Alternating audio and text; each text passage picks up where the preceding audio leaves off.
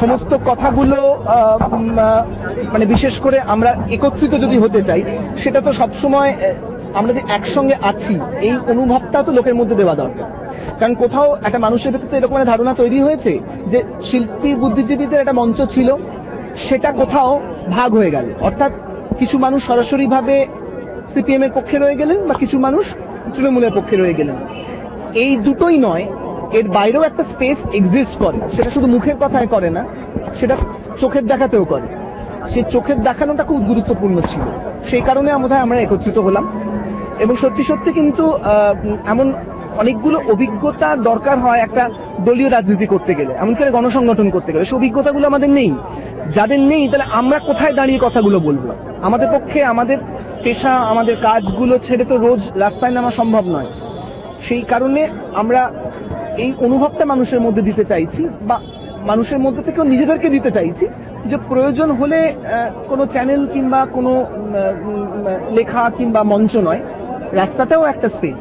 কাঁচকলা পরিবর্তন হয়েছে, একটা পরিবর্তনই হয়েছে, মানুষ খোলাখুলি কথা বলতে পারছে। সিপিএম আমলে কিন্তু সবসময় সেটা সম্ভব হতো না। এখন কিন্তু অনেক বেশি খোলাখুলি কথা বলছে, এই পরিবর্তনটা হয়েছে। এছাড়া কিছু না, সে একই ঔদ্ধত্য, সে একই ব্যাপার। কি বলবো? দেখুন, আমি একটা কথা বলবো, আমি কিন্তু সেখানে ছিলাম না, আমি দেখিনি তৃণমূল ঢুকছে না কে।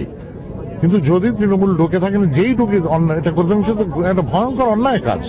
এবং পুলিশের নাকের ডগা দিয়ে সেটা হলো আরো চমৎকার। ঠিক সিপিএম আমলে যেমন এসএফআই করতো বা ডিওয়াইএফআই করতো, এখন তেমনি শাসক দলের যারা লোকজন তারা করছে।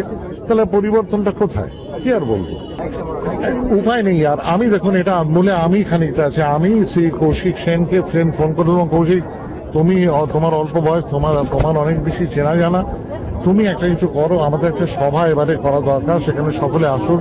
কোনো দলের জন্য না, আমাদের উদ্দেশ্যই না সরকারের পতন ঘটানো, এসব না। কিন্তু আমরা যাতে কথা বলতে পারি, যেটা পরিসর চাই, যেখানে আমরা কথা বলতে পারছি না, আমাদের মুখ বন্ধ আছে। কিছু হলেই মমতা বন্দ্যোপাধ্যায় যেন মনে হয় দুটো সম্পর্ককে চেনেন, প্রভু ভৃত্য অথবা শত্রু, হয় প্রভু ভৃত্য অথবা শত্রু। এভাবে তো চলে না।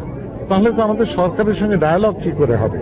যেমন এই যে নোনাডাঙ্গা একটা নেগোসিয়েশন সম্ভব ছিল, ওরা গিয়ে বসে বলুন তো ভাই কি করা যায়, একটু সময় নিয়ে করতে পারতেন, তা না, বুলডোজার দিয়ে সব ভেঙে দিলেন, একটা নোটিশ দিয়েছেন।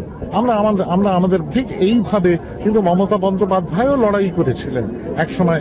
সিপিআই এর নেতৃত্বাধীন বামফ্রন্ট সরকার যেভাবে এভিকশন করছে, বার করে দাও। আমার মনে হচ্ছে অপর্ণা সেন একটা রাস্তার মিটিংয়ে বলেছিলেন, টিভোটি কোর্টের বাসিন্দাদের যদি আজকে বলা হয় কাল আপনারা বাড়িতে ছেড়ে দেবেন, কেমন লাগবে? তা ওইখানে গরিব লোকগুলোকে বলছে তোমরা চলে যাও, কোথায় যাবে? এদেরই মধ্যে অনেকে তৃণমূল পার্টিকে সমর্থন করেছে, আমি জানি। আমার ভোটের সময় এরা অনেকে যারা রাস্তার পাশে ছিলেন, অনেকে তৃণমূলের ঝান্ডা হাতে ধরেছেন। আমার লজ্জা করছে।